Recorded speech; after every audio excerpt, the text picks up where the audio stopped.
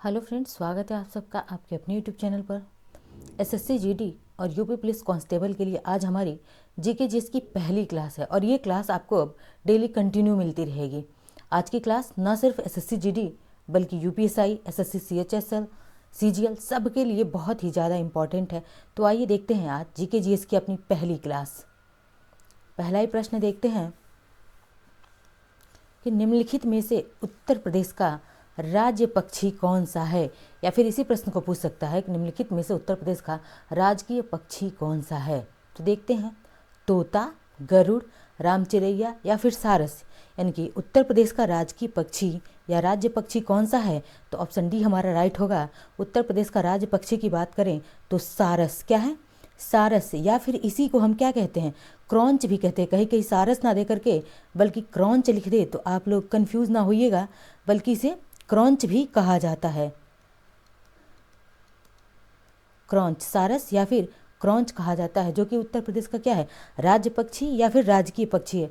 बात करें अब उत्तर प्रदेश की, मैं शॉर्ट में यूपी लिखूंगी, ठीक है। यानी कि उत्तर प्रदेश की राजकीय वृक्ष की बात करें हम, उत्तर प्रदेश के राजकीय वृक्ष की बात करें तो वह क्या है, तो वह है अशोक। इसी क्रम में आप लोग एक्स्ट्रा फैक्ट भी जानते रहिए कि उत्तर प्रदेश का राजकीय पक्षी, राजकीय वृक्ष क्या हो गया, अशोक। पक्षी क्या हो गया, सारस या फिर क्रॉन्च। अब देखते हैं कि उत्तर प्रदेश की राजकीय पशु की बात करें अगर उत्तर प्रदेश की, तो वह क्या है, बारहसिंघा। क्या है? बारहसिंघा। सारे प्रश्न इंपॉर्टेंट है क्योंकि सब पूछा गया है। अब राजकीय पुष्प की बात करें हम कि उत्तर प्रदेश का राजकीय पुष्प क्या है, तो वह पलास है। क्या है? पलास या फिर टेसू, जो कि किस रंग का, लाल रंग का होता है, ठीक है। पलास या इसे टेसू भी कहा जाता है। तो आपको कंफ्यूज नहीं होना है कि टेसू क्या है या फिर पलास क्या है, दोनों कहा जाता है, ठीक है। और देखिए उत्तर प्रदेश का राजकीय चिन्ह जो है उसमें क्या है, राजकीय चिन्ह हमारा क्या है, तो एक वृत्त है और उस वृत्त के अंदर दो मछली, देखते ना कि इधर और इधर दो मछली और बीच में क्या होता है, तीर धनुष होता है। तो यही जो है उत्तर प्रदेश से संबंधित एक्स्ट्रा फैक्ट हो गए कि उत्तर प्रदेश का राजकीय पक्षी सारस या फिर क्रॉन्च है। उत्तर प्रदेश के राजकीय वृक्ष की बात करें अशोक है। उत्तर प्रदेश के राजकीय पशु की बात करें बारहसिंघा है। उत्तर प्रदेश के राजकीय पुष्प की बात करें तो वह पलास या फिर टेसू है। और उत्तर प्रदेश का जो राजकीय चिन्ह है उसमें दोनों तरफ क्या होते हैं, एक एक मछली होते हैं, इनकी दो मछलियाँ हो गई, दो फिश हो गई, और फिर एक क्या होता है, तीर धनुष होता है, ठीक है। आगे बढ़ते हैं अपने दूसरे प्रश्न की तरफ।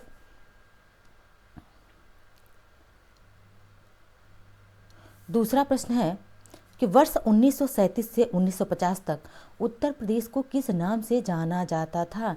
स्पष्ट प्रश्न पूछा है यह कि 1937 से लेकर के 1950 तक हम उत्तर प्रदेश को किस नाम से जानते थे। तो देखते हैं, उत्तर के नाम से जानते थे, ऑप्शन बी है उत्तर संयुक्त प्रांत के नाम से, उत्तर प्रांत या फिर रामकृष्ण प्रदेश। तो वर्ष पूछा है 37 से लेकर के 1950 तक, तो हम उत्तर प्रदेश को किस नाम से जानते थे, तो संयुक्त प्रांत, यूनाइटेड प्रोविंस इसे कहा जाता था। क्या कहा जाता था? तो 1937 से 50 तक इसे उत्तर प्रदेश को संयुक्त प्रांत यानी कि यूनाइटेड प्रोविंस के नाम से जाना जाता था। आइए जानते हैं कुछ और इसके बारे में, एक्स्ट्रा फैक्ट जान लेते हैं कि उत्तर प्रदेश को, ठीक है, उत्तर प्रदेश को 1836 से लेकर के 1800, अगर बात करें कि 1836 में इसे क्या कहा जाता था, तो इसे उत्तर पश्चिमी प्रांत कहा जाता था। क्या कहा जाता था? उत्तर पश्चिम प्रांत, ठीक है। यानी कि 1800, ये भी प्रश्न पूछा गया है, उत्तर प्रदेश को 1836 में किस नाम से जाना जाता था, तो उत्तर पश्चिम प्रांत के नाम से जाना जाता था। बात करें कि उत्तर प्रदेश को 1877 में किस नाम से जाना जाता था, तो 1877 में से आगरा या अवध, क्या, आगरा या फिर अवध प्रांत के नाम से जाना जाता था। आगरा या अवध का संयुक्त प्रांत इसके नाम से जाना जाता था। अब बात करें कि उत्तर प्रदेश का नाम उत्तर प्रदेश पड़ा कब, तो 24 जनवरी, क्योंकि हर साल 24 जनवरी को हम क्या मनाते हैं, उत्तर प्रदेश दिवस के रूप में मनाते हैं। 24 जनवरी 1950 को उत्तर प्रदेश का नाम क्या, संयुक्त प्रांत पड़ा था। क्या पड़ा था? संयुक्त प्रांत, या फिर इसे ही अंग्रेजी में यूनाइटेड प्रोविंस कहा जाता है। कब पड़ा था? तो संयुक्त प्रांत, तो तो 24 जनवरी 1950 को इसका नाम संयुक्त प्रांत से क्या कर दिया गया, तो उत्तर प्रदेश कर दिया गया। ठीक है, पूछे कि उत्तर प्रदेश का नाम उत्तर प्रदेश कब पड़ा, तो 24 जनवरी 1950 को पड़ा। और 24 जनवरी को हर साल हम क्या मनाते हैं, यूपी दिवस के रूप में सेलिब्रेट करते हैं। ये भी फैक्ट आप लोग याद कर लीजिएगा। अब आगे बढ़ते हैं, देखते हैं तीसरा प्रश्न आज का अपना। तीसरा प्रश्न है कि उत्तर प्रदेश के किस शहर में भगवान शिव के सम्मान में कैलाश मेला आयोजित होता है। यानी कि उत्तर प्रदेश का कौन सा शहर है जो भगवान शिव के सम्मान में कैलाश मेला, सीधे से बात करें तो इस प्रश्न में आपसे पूछा है कि कैलाश मेला कहाँ पर आयोजित होता है। तो याद रखना है, कैलाश मेला आयोजित होता है जिस सिटी में, किसके याद में, तो भगवान शिव के सम्मान में होता है। तो आगरा, वाराणसी, कानपुर या लखनऊ, तो उत्तर प्रदेश के किस शहर में भगवान शिव के सम्मान में कैलाश मेला का आयोजन होता है, तो कैलाश मेले का आयोजन जो है आगरा, कहाँ पे किया जाता है, तो कैलाश मेले का आयोजन आगरा में किया जाता है। और यह कब, तो सावन के तीसरे सोमवार को। कब लगता है यह कैलाश मेला, तो सावन मास जो आता है, श्रावण मास, उस श्रावण मास के जो तीसरा, थर्ड में लिख रही हूँ, जो थर्ड सोमवार होता है उस दिन यह मनाया जाता है। ठीक है, आगे देखते हैं। अब मैं बात कर लूँ कुछ आगरा में लगने वाले मेले, तो जैसे देख लीजिए, सबसे इम्पोर्टेंट, बहुत फेमस पूछा जाता है कि बटेश्वर मेला कहाँ लगता है। बटेश्वर मेला, इसको आरओ पीसीएस हर परीक्षा, छोटी बड़ी सारी परीक्षाओं में पूछा गया है कि कैलाश मेला कहाँ लगता है, बटेश्वर मेला का आयोजन कहाँ पे होता है। तो इस बटेश्वर मेला का भी आयोजन आगरा कहाँ पे होता है, तो आगरा शहर में, उत्तर प्रदेश के आगरा शहर में बटेश्वर मेला। और यह बटेश्वर मेला कैसा मेला है, और डीप अगर पूछ ले तो यह एक पशु मेला है। कैसा मेला है, पशु मेला है, और इसका आयोजन आगरा शहर में होता है। कैलाश मेला भी कहाँ पे, आगरा में होता है। ठीक है, और मैं स्पेशल एक लेक्चर लेके आऊँगी इसके बारे में, कि उत्तर प्रदेश के प्रमुख मेले के बारे में। ठीक है, आगे बढ़ते हैं। चौथा प्रश्न देखते हैं कि उत्तर प्रदेश में सबसे लंबी नहर कौन सी है। यानी कि उत्तर प्रदेश की सबसे लंबी नहर कौन सी है, तो देखते हैं आगरा नहर है, शारदा नहर है, ऊपरी गंगा नहर है, या फिर निचली गंगा नहर है। तो उत्तर प्रदेश के सबसे लंबी हम नहर की बात करें तो कौन सी नहर है, तो सबसे लंबी नहर शारदा नहर है। उत्तर प्रदेश की सबसे लंबी नहर कौन सी नहर है, तो शारदा नहर है। देख लेते हैं कि शारदा नहर का निर्माण कब हुआ था। तो इसका निर्माण जो है 1920 से 1928, कब, 1920 से 1928 के मध्य इसका शारदा नहर का निर्माण हुआ था। और यह शारदा नहर जो है पीलीभीत, बरेली, शाहजहाँपुर, लखीमपुर, हरदोई, सीतापुर और बाराबंकी से होकर के क्या होती है, बहती है। क्योंकि पूछा जाता है कि शारदा नहर उत्तर प्रदेश के कितने जिलों से होकर के बहती है, तो मतलब ऑलमोस्ट आप याद रख लीजिए कि पीलीभीत है, बरेली है, शाहजहाँपुर, लखनऊ, हरदोई और सीतापुर, बाराबंकी, इन सब से क्या होती है, तो ये शारदा नहर होकर के क्या बहती है। और यह उत्तर प्रदेश की सबसे लंबी नहर है। आगे देखते हैं। पांचवा प्रश्न है कि उत्तराखंड किस वर्ष अस्तित्व में आया था। यानी कि उत्तराखंड जो है पहले किसका पार्ट था, तो उत्तर प्रदेश का ही पार्ट था उत्तराखंड। अब कब इसको अलग किया गया था उत्तर प्रदेश से, या फिर किस वर्ष यह अस्तित्व में आया, तो देखिए उत्तराखंड सन 2000, 1991, 2016 या फिर 2011। तो कब उत्तराखंड अस्तित्व में आया था, 9 नवंबर, यानी कि ऑप्शन ही हमारा राइट आंसर है। कब होगा, 2000, यानी कि 9 नवंबर सन 2000 को क्या हुआ था, उत्तराखंड अस्तित्व में आ गया था। 9 नवंबर 2000 को। यह पूरा डेट आपको याद रखना बहुत ज़्यादा ज़रूरी है। और किससे अलग हुआ था, तो उत्तर प्रदेश से अलग हुआ था। 13 जिलों के साथ अलग हुआ था। कितने जिले, तो 13 जिलों के साथ अलग हुआ था। छठा प्रश्न देखते हैं कि 1930 में सीवी रमन के लिए नोबेल पुरस्कार जीता था। यानी कि 1930 में, यानी पूछे कि सीवी रमन ने नोबेल पुरस्कार कब जीता, तो 1930 में जीता।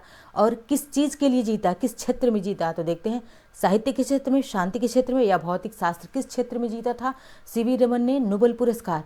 तो देखिए यह क्या थे, साइंटिस्ट थे, और भौतिक के क्षेत्र में, किस क्षेत्र में, भौतिक के क्षेत्र में। इन्होंने भौतिकी के क्षेत्र में रमन इफेक्ट के लिए, किसके लिए, रमन इफेक्ट के लिए इन्हें भौतिकी में क्या दिया गया था, नोबेल प्राइज़ दिया गया था। किसके लिए, ये भी जान लीजिए क्योंकि पूछ सकता है आपसे।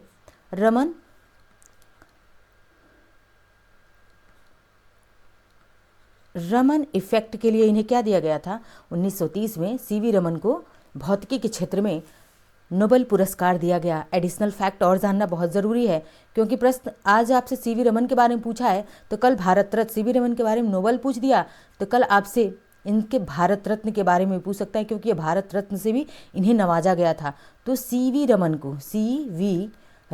को कब 1954 में क्या मिला था? भारत रत्न दिया गया था इन्हें। भारत रत्न कब दिया गया था? पूछ दे आपसे कि सीवी रमन को भारत रत्न कब दिया गया था, तो 1954 में इन्हें भारत रत्न दिया गया था। और बात करें अगर 1957 में इन्हें लेनिन शांति पुरस्कार, कौन सा? तो लेनिन शांति पुरस्कार, लेनिन शांति पुरस्कार सीवी रमन को कब दिया गया? 57 में। और कब इन्हें भारत रत्न दिया गया? तो 1954 में। ये एडिशनल फैक्ट रहा सीवी रमन से संबंधित। आगे बढ़ते हैं अगले 7वें प्रश्न की तरफ।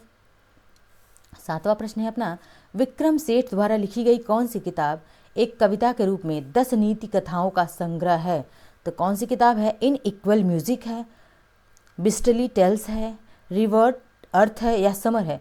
तो बात करें विक्रम सेठ की, तो विक्रम सेठ की एक नवीनतम बुक है सुटेबल बॉय। क्या है? A suitable boy.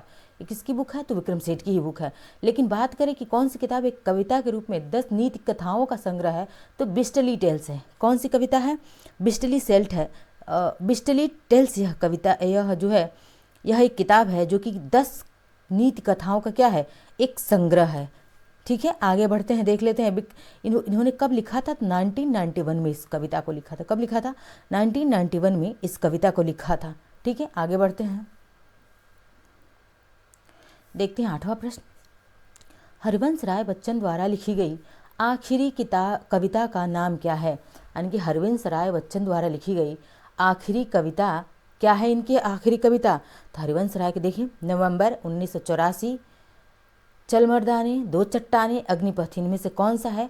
तो हरिवंश राय बच्चन द्वारा आखिरी कविता लिखी गई थी नवंबर, यानी कि 1 नवंबर 1984, और यह इंदिरा गांधी की हत्या के उस पर आधारित था, हत्या पर आधारित था यह कविता, जो कि इनकी हरिवंश राय बच्चन की अंतिम कविता 1 नवंबर 1984। ऑप्शन ए हमारा क्या होगा? राइट आंसर होगा। बात करें इनकी कुछ और कविताएं देख लेते हैं हरिवंश राय बच्चन की। इन्होंने क्या लिखा है? मधुशाला। क्या लिखा है? मधुशाला, मधुबाला, मधुबाला और मधुकलश। मधुकलश ये सब किसकी रचनाएं हैं? मधुकलश ये सभी रचनाएं किसकी हैं? हरिवंश राय बच्चन द्वारा लिखी गई इनकी रचनाएं हैं। आगे बढ़ते हैं, देखते हैं अब 9वें प्रश्न को अपने। 9वां प्रश्न है, रक्त समूह की खोज किसने की थी? तो रक्त समूह साइंस का प्रश्न है यह कि रक्त समूह की खोज किसने की थी? फ्रेडरिक स्ट्रोमेयर, विलियम सिले, विलियम मर्डॉक या फिर कार्ल लैंड स्टीनर? किसने करी थी रक्त समूह की खोज? तो ऑप्शन डी हमारा राइट आंसर है, कार्ल लैंड स्टीनर। यानी कि लैंड स्टीनर ने जो है रक्त समूह की खोज की थी। कितने रक्त समूह खोजा था इसने? तो 4 खोजे थे। कौन कौन से हैं? तो देखते हैं, यानी कि ए बी था, फिर बी था और क्या था? ओ था। ठीक है, ओ। RH फैक्टर को तो बाद में खोजा गया था, लेकिन लैंड स्टीनर ने इन्हीं चारों को खोजा था। क्या? इन्हीं चारों को खोजा था। लैंड स्टीनर ने ए बी और ओ को खोजा था। बात करें कि किसमें, प्रश्न बहुत बार साइंस में पूछा गया है कि किस रक्त समूह में एंटीजन नहीं पाया जाता है? तो एंटीजन की बात करें अगर, एंटीजन, तो ओ में एंटीजन नहीं पाया, मैंने क्रॉस कर दिया, यानी कि नहीं पाया जाता है। रक्त समूह ओ में एंटीजन नहीं पाया जाता है। ठीक है, और बात करें किसमें एंटीबॉडी नहीं पाई जाती है? तो ए और बी में एंटीबॉडी नहीं पाई जाती। इसमें ए और बी में एंटीबॉडी नहीं पाई जाती है और रक्त समूह में एंटीजन नहीं पाया जाता है। अगर बात करें कि यूनिवर्सल डोनर किसको कहा जाता है? यूनिवर्सल डोनर, तो हम ओ को यूनिवर्सल डोनर कहते हैं, क्योंकि वह सबको रक्त दे सकता है। और ए बी क्या होता है? सर्वग्राही कहा जाता है इसको, यानी कि यह सबसे रक्त ले सकता है, और ओ जो है यह सबको रक्त दे सकता है। ये सारे एडिशनल फैक्ट आप याद रखेंगे। आगे देखते हैं 10वें प्रश्न को अपने। एक कंप्यूटर वर्म है जो औद्योगिक नियंत्रण प्रणाली को निशाना बनाता है। इसने सन 2007 में ईरान के परमाणु कार्यक्रम पर आक्रमण किया था। यानी कि इनमें से पूछा है कौन सा एक कंप्यूटर वर्म है जो कि 2007 में इसने ईरान के परमाणु कार्यक्रम पर क्या कर दिया था, आक्रमण किया था। तो देखते हैं कौन फिकर है, स्टक्सनेट है, ज्यूस है या सैसर है। तो किसने हमला किया था 2007 में, तो यह था ऑप्शन बी कंप्यूटर वर्म है स्टक्सनेट। इसको याद रखिएगा आप क्योंकि इंपॉर्टेंट प्रश्न है। आगे देखते हैं आज का अपना 11वां प्रश्न। 11वां प्रश्न है कि तमिलनाडु श्रीलंका के मन्नार जिले के बीच मौजूद जलसंधि को क्या कहा जाता है। तो इसको थोड़ा सा मैप से समझाने का प्रयास मैं करूँगी कि देखिए यह अपना क्या है, ये जो है पश्चिमी घाट है, वेस्टर्न घाट है, मैं डब्ल्यू से डिनोट कर दे रही हूँ। और यह अपना क्या है, ये जो अपना रहा ईस्टर्न घाट रहा और ये गुजरात वाला पार्ट रहा, ठीक है। और ये हमारा ईस्टर्न घाट रहा। अब बात करें यहाँ पे हमारा क्या है, श्रीलंका है।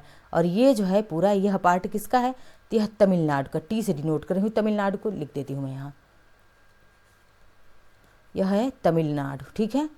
और यहीं बीच में ही क्या है, तो इसी बीच में जो है इस प्रश्न का आपका जवाब छिपा हुआ है कि कह रहा है तमिलनाडु, ये हो गया अपना तमिलनाडु और श्रीलंका के जो मन्नार जिला है, तमिलनाडु और श्रीलंका के मन्नार जिले के बीच मौजूद जलसंधि को क्या कहते हैं, तो मलाका जलसंधि कहते हैं, पाक जल डमरू मध्य कहते हैं, सुंडा जल डमरू मध्य या फिर माली कुडुकू। तो क्या कहते हैं इसे, पाक जल डमरू मध्य या फिर इसे पाक स्ट्रेट भी कहा जाता है। और ये कहाँ पे है, पाक स्ट्रेट।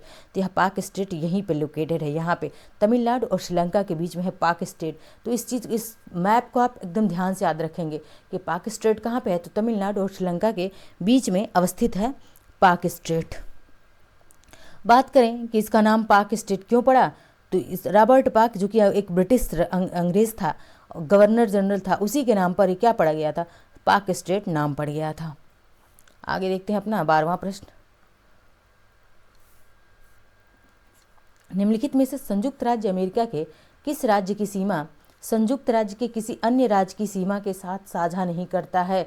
यह क्या है, ये कांस्टेबल का पूछा गया प्रीवियस ईयर प्रश्न है। यह ये कह रहा है कि निम्नलिखित में से संयुक्त राज्य अमेरिका के किस राज्य की सीमा संयुक्त राज्य के किसी अन्य राज्य की सीमा के साथ साझा नहीं करता है। फ्लोरिडा है, अलास्का है, रोज आइलैंड है या मैरीलैंड है। कौन सा है यह, तो अलास्का है। ऑप्शन बी हमारा क्या होगा, राइट आंसर होगा, जो कि अलास्का जो है कहीं भी संयुक्त राज्य अमेरिका से सीमा साझा नहीं करता है अन्य राज्यों से। आगे देखते हैं 13वां प्रश्न अपना कि दुनिया की तीसरा सबसे अधिक जनसंख्या वाला देश कौन सा है। तो दुनिया का तीसरा सबसे अधिक जनसंख्या वाला देश पूछ रहा है, तो कौन सा है दुनिया का सबसे अधिक तीसरा जनसंख्या वाला देश। तो देखते हैं इंडोनेशिया है, ब्राज़ील है, अमेरिका है, यूनाइटेड किंगडम है। तो कौन सा है सबसे ज़्यादा, तो बात करें फर्स्ट पे कौन सा है, सबसे ज़्यादा पॉपुलेशन किसके पास है, तो चीन के पास है। सबसे ज़्यादा पॉपुलेशन किसके पास है, चीन के पास है। सेकेंड स्थान पे क्या आता है पॉपुलेशन में, अपना भारत आता है दूसरे स्थान पे। तीसरे स्थान पे बात करें अगर कि कौन है तीसरे स्थान पे, तो मैं यहाँ पे यूएस से लिख देती हूँ, अमेरिका जो है तीसरे स्थान पे है। और चौथे स्थान पे कौन सा है, इंडोनेशिया जो कि कैसा देश है, तो यह भारत का जलीय पड़ोसी देश है। कैसा है, जलीय पड़ोसी देश है इंडोनेशिया। तो याद रखेंगे इस क्रम को, क्योंकि तीसरा पूछा है तो कल को चौथा, दूसरा, पहला भी पूछ सकता है। तो सबसे ज़्यादा बात करें, ऑप्शन हमारा कौन सा, सी सही होगा। यानी कि सबसे ज़्यादा जनसंख्या वाला देश कौन सा है, चीन, दूसरे भारत, फिर यूएसए, फिर इंडोनेशिया। इस क्रम को आप याद रखेंगे। आगे बढ़ते हैं 14वां प्रश्न अपना देखते हैं कि निम्नलिखित में से कौन सा संयुक्त राज्य अमीरात का एक अमीरात नहीं है। देखिए कितना प्रश्न डीप प्रश्न पूछा गया है आपसे, कि पूछ रहा है कि जो संयुक्त राज्य अमीरात है जो कि 7 अमीरातों से मिलकर बना है। कितने अमीरात हैं, तो अगर इसकी बात करें संयुक्त अरब अमीरात की, यह 7 कितने अमीरात हैं, 7 अमीरात से मिलकर के बना है, 7 अमीरात हैं। और उसी में से पूछ रहा है कि कौन सा एक अमीरात नहीं है, तो कह रहा मस्कट है, दुबई है, अबू धाबी है या शारजाह है। तो क्रम से यहाँ पे हम एक क्रम से 7 अमीरात को हम देख लेते हैं कि कौन कौन से अमीरात हैं। तो पहला क्या है, अबू धाबी। पहला अमीरात क्या है, अबू धाबी है, इसको आप याद रखेंगे, ठीक है, अबू धाबी। दूसरे अमीरात की अगर बात करें हम, तो शारजाह है, क्या है, शारजाह। तीसरा अमीरात कौन सा है, दुबई है, दुबई। और चौथा अमीरात क्या है, तो यह है कुवैन, कुवैन क्या है? कुवैन है। और 5वें अमीरात की हम बात करें तो यह क्या है? अजमान है, याद रखिएगा, अजमान, यह 5वां अमीरात है। 6ठे अमीरात की अगर हम बात करें तो 6ठा अमीरात फुजराई है। क्या है? देख लिखती हूँ मैं, फुजइराह, फुजइराह ये 6वां है। और 7वें अमीरात की अगर बात की जाए तो यह क्या है? अल खैमा, अल खैमा। इन सब से, इन 7वें अमीरात से मिलकर के संयुक्त अरब अमीरात बना है। अब देखिए इनमें से कौन सा? अबू धाबी है, अबू धाबी है, शारजा है, दुबई है, कुवैन है, अजमान है, फुजइराह है और अल खैमा है। तो कौन सा नहीं है? मस्कट नहीं है। संयुक्त राज्य अमीरात में कौन सा? मस्कट नहीं। ऑप्शन ए हमारा क्या होगा? राइट आंसर होगा। ओके, अब आगे बढ़ते हैं, देखते हैं 15वां प्रश्न। 15वां प्रश्न है कि निम्नलिखित में से कौन सा शहर बहरीन की राजधानी है? बहरीन की राजधानी पूछ रहा है आपसे। तो देखिए, अंकारा, दोहा, बेरूत, मनामा। तो बहरीन की राजधानी की अगर हम बात करें तो बहरीन की राजधानी क्या है? मनामा है। और इस बहरीन को क्या? मोतियों का शहर कहा जाता है। क्या कहा जाता है? बहरीन को मोतियों का शहर कहा जाता है। ठीक है, और अब देखते हैं कि अंकारा किसकी राजधानी है? तो यह तुर्की, वैसे तुर्की को अब हम तुर्कीये कहते हैं। क्या कहते हैं? तुर्कीये कहते हैं तुर्की को। ठीक है, दोहा किसकी राजधानी है? तो यह कतर की, कतर की। और बेरूत किसकी राजधानी है? तो यह लेबनान की राजधानी है, लेबनान की राजधानी बेरूत। और बहरीन की राजधानी क्या हो गई? मनामा। और मोतियों का शहर किसे कहते हैं? तो बहरीन को मोतियों का शहर कहते हैं। आगे देखते हैं 16वां प्रश्न अपना। 16वां प्रश्न है कि लोकसभा की पहली महिला अध्यक्ष थी, यानी कि लोकसभा की पहली महिला स्पीकर कौन थी? सुषमा स्वराज, मीरा कुमार, प्रतिभा पाटिल या फिर सुमित्रा महाजन। तो लोकसभा की पहली स्पीकर की अगर हम बात करें तो वे कौन थी? लोकसभा की पहली स्पीकर ये थी मीरा कुमार। कौन थी? मीरा कुमार। कब चुनी गई थी यह? तो 2014 में। ये 2014 में लोकसभा की पहली महिला स्पीकर। दूसरी कौन थी? सुमित्रा महाजन थी। बात करें अगर प्रतिभा देवी पाटिल की, तो यह पहली महिला प्रेसिडेंट थी। क्या थी? प्रेसिडेंट थी, यानी कि राष्ट्रपति थी। पहली महिला राष्ट्रपति की बात करें, प्रतिभा देवी सिंह पाटिल थी। मीरा कुमार लोकसभा की पहली महिला अध्यक्ष थी। सुषमा स्वराज के नाम पर किस एक द्वीप का नाम, अंडमान निकोबार के द्वीप का नाम पड़ा हुआ है सुषमा स्वराज के नाम पर। कौन सा द्वीप है? तो वह हैवलॉक द्वीप है। कौन सा द्वीप है? हैवलॉक द्वीप है। आगे देखते हैं 17वां प्रश्न अपना।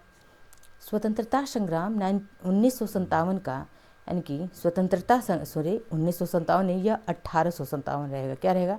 1857, यानी कि स्वतंत्रता संग्राम 1857 का सिपाही विद्रोह किस शहर में हुआ था? पूछ रहा है कि स्वतंत्रता संग्राम जो हुआ था 1857 में, सिपाही विद्रोह, वह कहाँ से शुरू हुआ था? तो देखते हैं, झांसी, हैदराबाद, दिल्ली या मेरठ। तो कहाँ से शुरू हुआ बात करें तो यह ऑप्शन डी हमारा राइट आंसर है। मेरठ से शुरुआत हुई थी इसकी 1857 की क्रांति, या 1857 की कब हुई थी? 10 मई, पूरा डेट याद रखिए, 10 मई 1857। शुरुआत कहाँ से होती है? मेरठ से होती है। इसको आप याद रखेंगे। आगे देखते हैं 18वां प्रश्न अपना। 18वां प्रश्न है, पारंपरिक अल्पाहार खांडवी किस भारतीय राज्य से संबंधित है? यानी कि पूछ रहा है कि जो खांडवी है वह किस भारतीय राज्य का फूड है? तो देखते हैं, करें गुजरात, कर्नाटक, पश्चिम बंगाल या बिहार। तो खांडवी सबसे ज़्यादा बात करें कहाँ पे खाया जाता है? गुजरात में खाया जाता है। बिल्कुल तीखा नहीं होता है खांडवी, ठीक है। और यह इसीलिए यह गुजरातियों को सबसे ज़्यादा पसंद, वैसे भारत के हर राज्य में खाया जाता है, लेकिन मेनली बात करें अगर तो कहाँ पे, तो यह खाया जाता है। और एक पारंपरिक अल्पाहार है खांडवी, गुजरात का। कहाँ का है? गुजरात का है। आगे बढ़ते हैं, देखते हैं 19वां प्रश्न देखते हैं। तो आज का 19वां प्रश्न है कि भारत के पहले हिंदी भाषा के अखबार का नाम बताएं जिसे पहली बार जो है कब? तो पहला अखबार है जो कि 30 मई, कब? 30 मई 1826 को प्रकाशित किया गया था। यानी कि सीधे देखिए, प्रश्न सीधा नहीं पूछा है आपसे, थोड़ा सा घुमा के पूछा है कि भारत का पहली हिंदी भाषा का अखबार का नाम पूछ रहा है जो जिसे पहली बार 30 मई 1826 को प्रकाशित किया गया था। डेट भी दे दिया है 1826, यानी कि 30 मई 1826 को भारत का पहला ऐसा कौन सा अखबार है? तो दैनिक भास्कर है, उद्यंत मार्तंड है, पत्रिका है या देश बंधु है? तो देखिए कौन सा है? ऑप्शन बी हमारा राइट आंसर है, उद्यंत मार्तंड। पहली पत्रिका है उद्यंत मार्तंड, जो कि 30 मई 1826 को क्या हुई थी? प्रकाशित की गई थी। 30 मई 1826 को प्रकाशित की गई थी। कहाँ से की गई थी? कलकत्ता से। ठीक है, याद, प्लेस का नाम भी आपसे पूछा जाता है और प्रीवियस परीक्षाओं में पूछा गया है। तो कहाँ से हुआ था? कोलकाता से या कलकत्ता से? प्रकाशित किसने किया था? तो पंडित जुगल किशोर। कौन थे? जुगल किशोर। इनका नाम बहुत बार पूछा गया है, जुगल किशोर। इन्होंने ही क्या किया था? कोलकाता से 30 मई 1826 को उद्यंत मार्तंड नामक पत्रिका का संपादन किया था। यह हिंदी भाषा का पहला समाचार पत्र है, यह भी आप याद रखेंगे। आगे बढ़ते हैं, देखते हैं अगले प्रश्न को। 20वां प्रश्न अपना क्या है? इनमें से कौन सी गेहूं की उच्च पैदावार देने वाली बीज किस्म है जिसका भारत में हरित क्रांति में योगदान था? यानी कि कौन सी, इन चारों में से कौन सी एक ऐसी जो गेहूं की उच्च पैदावार वाली बीज की किस्म है जिसने क्या किया? भारत में जो हरित क्रांति हुआ उसमें योगदान दिया था। देखते हैं, इंदिरा सोना, क्या है, लरमा रोजो, अराइज तेज या फिर अंकुर? तो क्या है? तो देखिए लरमा रोजो, ऑप्शन बी हमारा राइट आंसर है। लरमा रोजो है जो कि गेहूं की उच्च पैदावार वाली बीज की किस्म है और यह भारत की हरित क्रांति में क्या किया था? इसने बहुत बड़ा योगदान दिया था।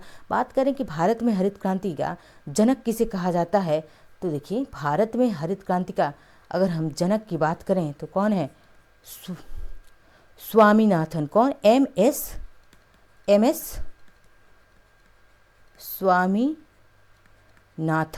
स्वामीनाथन भारत में। लेकिन वही विश्व में पूछे कि विश्व में कृषि के हरित क्रांति के जनक, विश्व में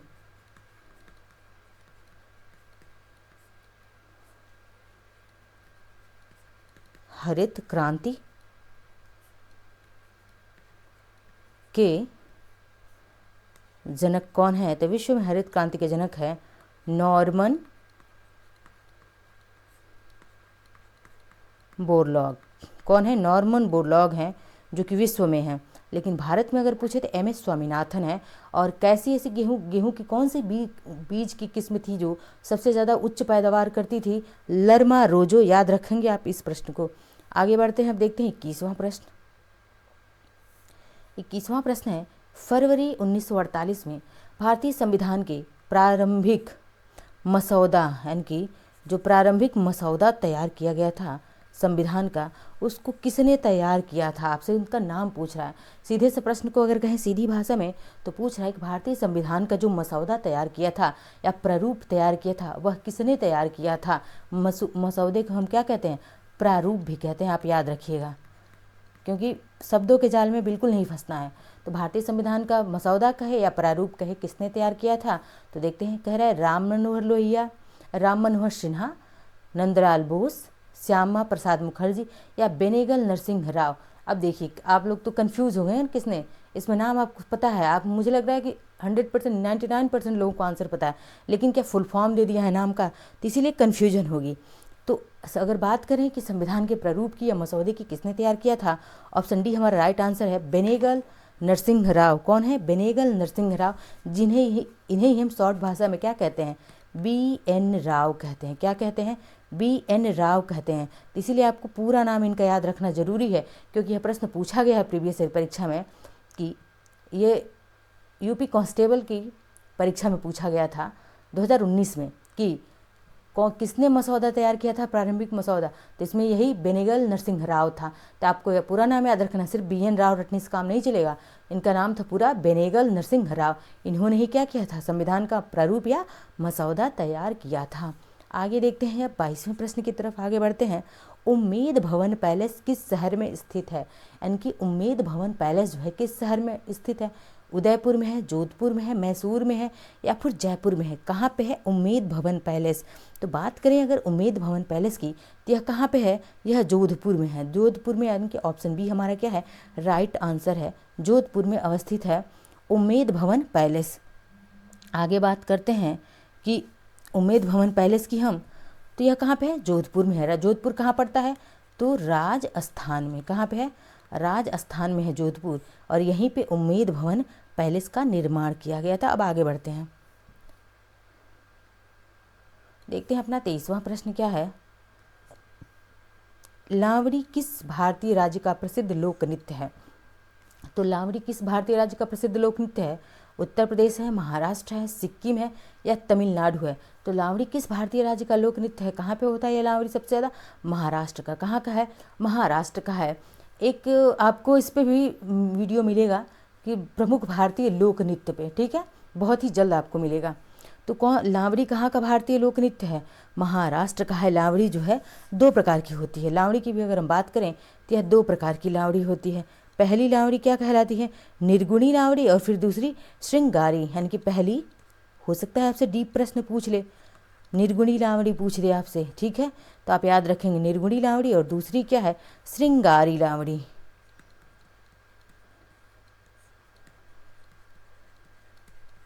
यह दोनों कहाँ के हैं? महाराष्ट्र के ही हैं। आगे बढ़ते हैं, देखते हैं अगला प्रश्न अपना 24वां प्रश्न है कि कौन सा अंतिम वर्ष था जब भारत में रेल बजट और केंद्रीय बजट अलग अलग प्रस्तुत किया गया था? यानी कि किस वर्ष अंतिम बजट, यानी कि जो अंतिम वर्ष था उस वर्ष में भारतीय रेल बजट और केंद्रीय बजट को अलग अलग प्रस्तुत किया गया था। तो वर्ष कौन सा है? 2016 है, 2012 है, 2008 है, 2004 है। किस वर्ष किया गया था? 2016 में, ठीक है। 2016 में क्या हुआ था? तो भारतीय रेल बजट और केंद्रीय बजट को अलग अलग प्रस्तुत किया, लेकिन 2017 से क्या होता था? 2017 से रेल बजट और आम केंद्रीय बजट कहें या फिर आम बजट कहें, क्या हो गए? तो एक साथ पेश होने लगे 2017 से। इसीलिए आपसे पूछा है कि अंतिम वर्ष 2016 था, एक साथ कब प्रस्तुत किया जाने लगा भारतीय रेल बजट और केंद्रीय बजट को? तो 2017 से। अगली बार हो सकता है आपसे ये प्रश्न पूछ दे, ठीक है। आगे बढ़ते हैं, देखते हैं 25वां प्रश्न अपना कि 25वां प्रश्न क्या कहता है। 25वां प्रश्न है कि 1773 से लेकर के 1785 तक वस्तुतः भारत के पहले गवर्नर जनरल कौन थे? यानी कि भारत का पहला गवर्नर जनरल की बात कर रहा है कि भारत का पहला गवर्नर जनरल कौन था। आपको अगर याद हो तो 77 से, यानी कि 1773 से लेकर 1785 तक भारत का गवर्नर जनरल कौन रहा था? तो देखते हैं, वारेन हेस्टिंगस है, लॉर्ड मिंटो है, जॉर्ज वॉटसन विलियम है या जॉर्ज वॉकर है। तो अगर हम 1773 से 85 तक बात करें, या फिर हम प्रश्न में आगे देखें कि भारत के पहले गवर्नर जनरल की बात करें, तो वह कौन था? वारेन हेस्टिंगस था, ठीक है। क्या था? वारेन हेस्टिंगस था, जो भारत का, पूरे भारत का पहला गवर्नर जनरल था। क्योंकि 73 का जो 1773 का एक्ट आता है, 1773 के एक्ट के द्वारा बंगाल के गवर्नर को, जो बंगाल था, बंगाल के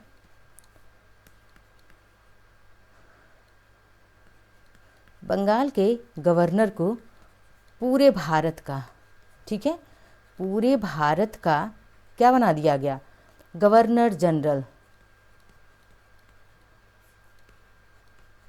गवर्नर जनरल। और उस समय कौन था? तो उस समय था वारेन हेस्टिंगस। इसीलिए वारेन हेस्टिंगस जो था भारत का पहला गवर्नर जनरल कहलाता है। आगे देखते हैं, निवेश जानकारी और क्रेडिट रेटिंग एजेंसी इकरा का मुख्यालय कहाँ पे है? यानी कि निवेश जानकारी और क्रेडिट रेटिंग एजेंसी जो कि इकरा है, इसका मुख्यालय पूछा है, हेडक्वार्टर पूछ लिया है। इकरा का हेडक्वार्टर कहाँ पे है? तो अगर इकरा के हेडक्वार्टर की हम बात करें तो इसका हेडक्वार्टर कहाँ पे है? मुंबई, बेंगलुरु, गुरुग्राम या चेन्नई? तो कहाँ पे है? गुरुग्राम में है। गुरुग्राम कहाँ पे है? तो हरियाणा के गुरुग्राम में है इकरा की, यानी कि निवेश जानकारी और क्रेडिट रेटिंग एजेंसी का मुख्यालय। और यहीं गुरुग्राम में ही बात कर लें तो और किसका हेडक्वार्टर है? ISA, इंटरनेशनल सोलर अलायंस, ठीक है। इंटरनेशनल सोलर अलायंस का मुख्यालय भी कहाँ पे है? तो यह हरियाणा के गुरुग्राम में है। इन दोनों को याद रखिएगा। इकरा पूछा है तो कल ISA भी पूछ सकता है आपसे। आगे देखते हैं, 27वां प्रश्न आज का है, भारत सरकार ने निम्नलिखित में से किस द्वीप में पर्यटन को अवैध बना दिया है? तो किस द्वीप में जो पर्यटन को अवैध बना दिया भारत सरकार ने? पेम्बा द्वीप है, ट्रॉमलिन द्वीप है, सेंटिनल द्वीप है या लक्षद्वीप है? तो लक्षद्वीप तो आजकल काफ़ी ट्रेंड में है कि इसमें पर्यटन को प्रमोट किया जा रहा है, बट कहाँ पे बैन किया गया है? तो यह है सेंटिनल द्वीप। कौन सा है? सेंटिनल द्वीप है, जिसे भारत सरकार ने अवैध पर्यटन को अवैध घोषित कर दिया कि यहाँ पे पर्यटन को बढ़ावा नहीं दिया जा सकता है। आगे देखते हैं, बात करें सेंटिनल द्वीप तो ये कहाँ पे है, बंगाल की खाड़ी और अंडमान निकोबार द्वीप समूह का ही एक द्वीप है सेंटिनल द्वीप। ओके, आगे बढ़ते हैं 28वें प्रश्न की तरफ। सितंबर 2018 में किस भारतीय राज्य के पहले नागरिक विमान पत्तन का उद्घाटन किया गया था, यानी कि सितंबर 2018 में। तो किस पहले नागरिक विमान पत्तन का उद्घाटन सिक्किम, मिजोरम, नागालैंड या मणिपुर? तो सिक्किम में। कहाँ पे किया गया था? सिक्किम में किया गया था। आगे बढ़ते हैं 29वें प्रश्न की तरफ। 29वां प्रश्न है आज का, स्वतंत्र भारत के पहले रक्षा मंत्री कौन थे? तो स्वतंत्र भारत के पहले रक्षा मंत्री कैलाश नाथ काटजू, कृष्ण मेनन, बलदेव सिंह, यशवंत चौहान। तो कौन थे स्वतंत्र भारत के पहले रक्षा मंत्री की अगर हम बात करें तो वे कौन थे? बलदेव सिंह थे। स्वतंत्र भारत के पहले रक्षा मंत्री बलदेव सिंह थे। कौन थे? बलदेव सिंह। वर्तमान में हमारे रक्षा मंत्री कौन है? तो राजनाथ सिंह। वो भी याद रखिए कि वर्तमान में रक्षा मंत्री कौन है? तो वर्तमान में रक्षा मंत्री हैं राजनाथ सिंह जी। ठीक है, राजनाथ सिंह जी हैं वर्तमान में। और स्वतंत्र भारत के पहले कौन थे? बलदेव सिंह थे। आगे देखते हैं 30वां प्रश्न।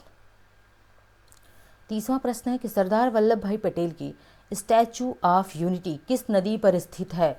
तो पहली बात कि स्टैचू ऑफ यूनिटी किसका मूर्ति है? तो किसका? सरदार वल्लभ भाई पटेल का है। किस नदी पर है देखते हैं, नर्मदा नदी, साबरमती, ताप्ती या माही? तो कहाँ पे सबसे पहली बात हम कर लें अगर कि वल्लभ भाई पटेल की मूर्ति स्टैचू ऑफ यूनिटी है कहाँ पर, किस राज्य में? तो यह गुजरात राज्य में है। कहाँ पे है? गुजरात राज्य में है। और किस नदी पर है? तो यह नर्मदा नदी पर है। किस नदी पर है? नर्मदा नदी पर है यह। अब बात करें अगर सरदार वल्लभ भाई पटेल की, तो इन्हें क्या कहा जाता है? लौह पुरुष, भारत का लौह पुरुष कहा जाता है। आयरन मैन ऑफ इंडिया कहा जाता है इन्हें। क्या कहा जाता है? आयरन मैन ऑफ इंडिया, लौह पुरुष कहा जाता है भारत का। बात करें तो यह भारत के पहले फर्स्ट क्या थे? गृह मंत्री थे। कौन थे? भारत के पहले गृह मंत्री की बात करें तो वह कौन थे? पहला गृह मंत्री सरदार वल्लभ भाई पटेल ही भारत के पहले गृह मंत्री भी रह चुके हैं। अब अगर सरदार वल्लभ भाई पटेल के बारे में देखें तो यह कहाँ पे है? इनकी स्टैचू ऑफ यूनिटी नर्मदा नदी पर है। पूछा गया प्रश्न है यह स्टैचू ऑफ यूनिटी से दूसरा प्रश्न कि यह नर्मदा नदी के किस द्वीप पर है? तो साधु बेट। कहाँ पर है? साधु बेट नामक द्वीप। याद रखिएगा आप, साधु बेट द्वीप पर है। साधु बेट द्वीप पर स्थित है, क्योंकि यह भी प्रश्न पूछा गया है। स्टैचू ऑफ यूनिटी की अगर हम ऊंचाई की बात करें तो 182 मीटर, याद रखिएगा 182 मीटर है। अगर वहीं हम फिट में बात कर लें तो फिट में कितने फिट है? 597 फिट। फिट में 597 फिट है, मीटर में 182 मीटर है। ठीक है, आगे बढ़ते हैं। अब देखते हैं अगले प्रश्न को। 31वां प्रश्न है कि पुष्प के किस हिस्से में पराग का उत्पादन होता है? तो पुष्प के किस हिस्से में जो है पराग का उत्पादन होता है? तो यह क्या है? अंडाशय में। कहाँ पे? अंडाशय में, बीजांड में, परागकोश में या पुष्पयोनि में? तो कहाँ पे होता है? पुष्प के किस हिस्से में पराग का उत्पादन होता है? तो यह कहाँ पे होता है? परागकोश, जिसे हम एंथ्रस कहते हैं। क्या कहते हैं? एंथ्रस कहते हैं या पराग कोश कहते हैं। ऑप्शन सी हमारा क्या होगा? राइट आंसर होगा। आगे बढ़ते हैं, देखते हैं 32वें प्रश्न की तरफ चलते हैं।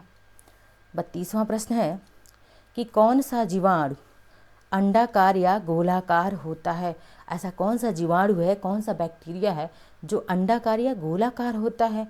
तो देखते हैं, एसेरिकिया कोलाई, कोकस, बैसिलस या वाइब्रियो? कौन सा है ऐसा जीवाणु जो कि कैसा है? गोलाकार होता है। तो गोलाकार की बात करें तो यह कोकस। यह एसएससी में बहुत बार, मल्टीपल बार इस प्रश्न को वीवीआई कर लीजिए, क्योंकि बहुत बार पूछा गया है कि कौन सा जो बैक्टीरिया या जीवाणु है जो अंडाकार या गोलाकार होता है? तो कोकस होता है। कौन सा होता है? कोकस होता है। आगे बढ़ते हैं, देखते हैं 33वें प्रश्न को। 33वां प्रश्न है अपना, मक्खन किसका उदाहरण है? तो मक्खन किसका उदाहरण है? निलंबन है, कोलाइड घोल है, पायस है या मिश्रण है? पायस को हम क्या कहते हैं? तो पायस को ही हम क्या कहते हैं? इमल्सन कहते हैं। क्या कहते हैं?